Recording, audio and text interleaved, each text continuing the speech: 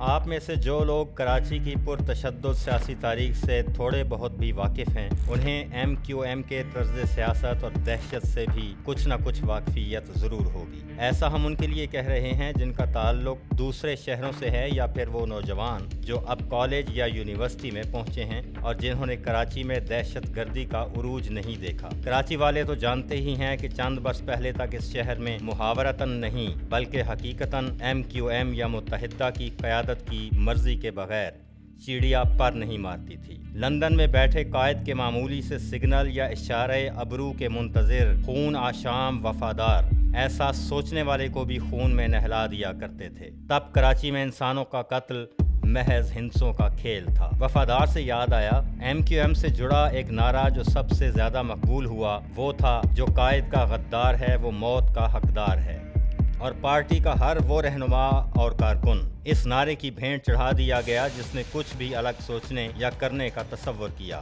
مگر جس اہم ترین رہنما کو اس نعرے کی بنیاد پر سب سے پہلے نشانہ بنایا گیا وہ ایم کیو ایم کے بانی چیئرمین عظیم احمد طارق تھے۔ عظیم احمد طارق نے 1978 میں کراچی یونیورسٹی میں الطاف حسین، ڈاکٹر عمران فاروق اور دیگر مہاجر طالب علموں کے ساتھ مل کر آل پاکستان مہاجر اسٹوڈنٹس آرگنائزیشن یعنی APMSO کی بنیاد رکھی تھی۔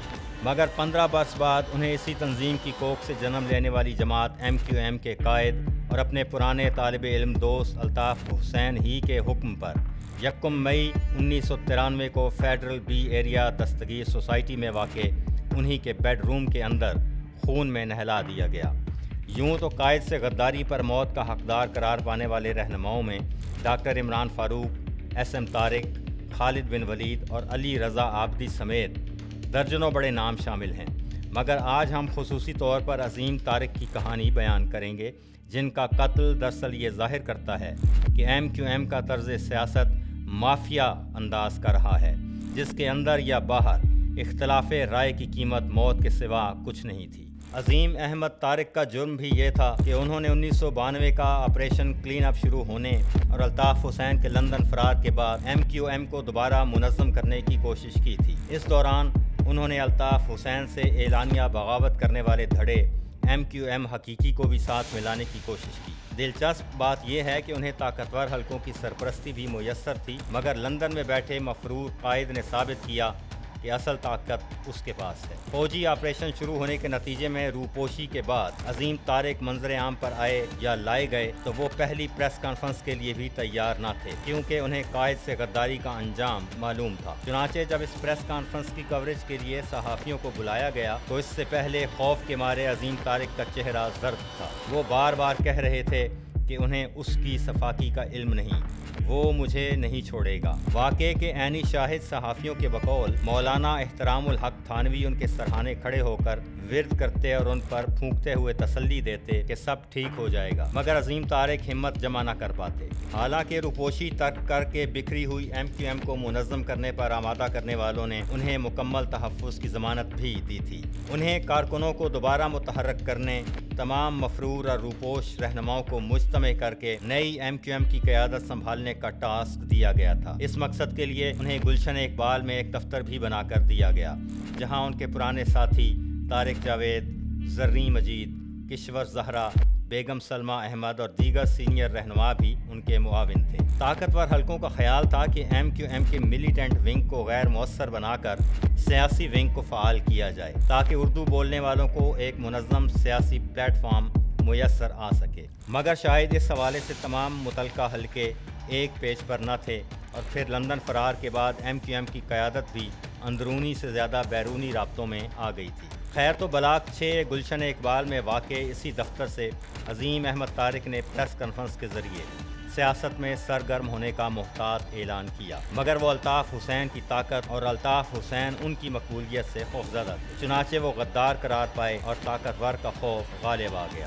30 اپریل اور 1 مئی کی درمیانی شب یہ اطلاع ملی کہ federal B area Dastagir number 14 میں عظیم احمد طارق کو نامعلوم افراد نے ان کے گھر میں گھس کر فائرنگ کر کے قتل کر دیا۔ قتل کی یہ ہولناک واردات ان کے بیڈ روم میں ہوئی، جو اپنے پیچھے یہ سوال بھی چھوڑ گئی کہ اس واقعے میں ان کا کوئی بہت قریبی شخص بھی ملوث تھا۔ یہ دور وہ تھا جب الطاف کے حکم پر کراچی چند گھنٹوں میں بند ہوتا اور کھلتا تھا۔ MQM کی تاریخ رہی ہے کہ وہ اپنے عام کارکن کے قتل پر بھی شہر بند کرا دیا کرتے، مگر حیرت انگیز طور پر یہ پہلا موقع تھا کہ MQM کے بانی چیئرمین کے قتل پر بھی نہ صرف شہر بند نہیں ہوا بلکہ واردات کی خبر پھیلنے پر عادتاً گرائے جانے والے شٹر بھی خود MQM کے کارکنوں نے کھلوا دیے۔ حالانکہ قتل کی خبر جنگل میں آگ کی طرح پھیل گئی تھی اور کراچی کی سڑکیں سنسان ہو چکی تھیں، لیکن لندن سے آنے والے حکم پر دکانیں دوبارہ کھلوائی گئیں اور سڑکوں پر ٹرانسپورٹ کا پہیہ دوبارہ چلوایا گیا۔ سینئر صحافی محمد علی خالد لکھتے ہیں کہ عظیم احمد طارق کے قتل کی اگلی صبح جب میں مقتول کے گھر پہنچا تو وہاں BBC سے منسلک نامور صحافی ادریس بختیار سمیت کئی رپورٹر موجود تھے۔ لوگ سرگوشیوں میں قتل کے محرکات پر بات کر رہے تھے، مگر ساتھ الطاف حسین کے حکم پر کراچی کے بازار اور ٹرانسپورٹ دوبارہ کھولے جانے پر حیران بھی تھے۔ عظیم طارق کی لاش کے دونوں طرف برف کی سلیں رکھی ہوئی تھیں اور سوگوار قطار کی صورت میں میت کو دیکھ رہے تھے۔ کچھ لوگ صورتحال کا جائزہ لینے کے لیے گھر کی چھت پر بھی گئے، قاتل کہاں سے داخل ہوئے ہوں گے، مگر پھر بتایا گیا کہ دروازہ اندر سے کھولا گیا تھا، یعنی عظیم احمد طارق کو گہری سازش کے تحت قتل کیا گیا۔ یہ بھی بتایا گیا کہ مقتول نے اپنی ذاتی ڈائری میں بچوں کے نام لکھا تھا کہ جب آپ یہ تحریر پڑھیں گے تو میں دنیا سے جا چکا ہوں گا۔ اس کا اظہار انہوں نے کچھ دن پہلے اپنی آخری پریس کانفرنس میں بھی کر دیا تھا کہ میری زندگی کو شدید خطرہ ہے، کیونکہ MQM میں جس کا بھی قد بڑھتا ہے اسے قتل کرا دیا جاتا ہے۔ بعد میں مقتول کی فیملی امریکہ کے شہر ہیوسٹن منتقل ہو گئی۔ اس معاملے کا ایک حیران کن اور دردناک پہلو یہ بھی ہے کہ 23 اپریل 2014 کو عظیم احمد طارق کا بیٹا حافظ عمار طارق بھی ایک پراسرار حادثے میں جاں بحق ہو گیا۔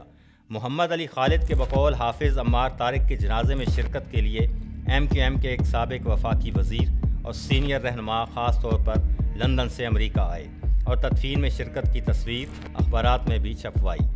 شاید ایسا لندن قیادت کے حکم پر ہی کیا گیا ہو تاکہ سند رہے اور بوقت ضرورت کام آئے۔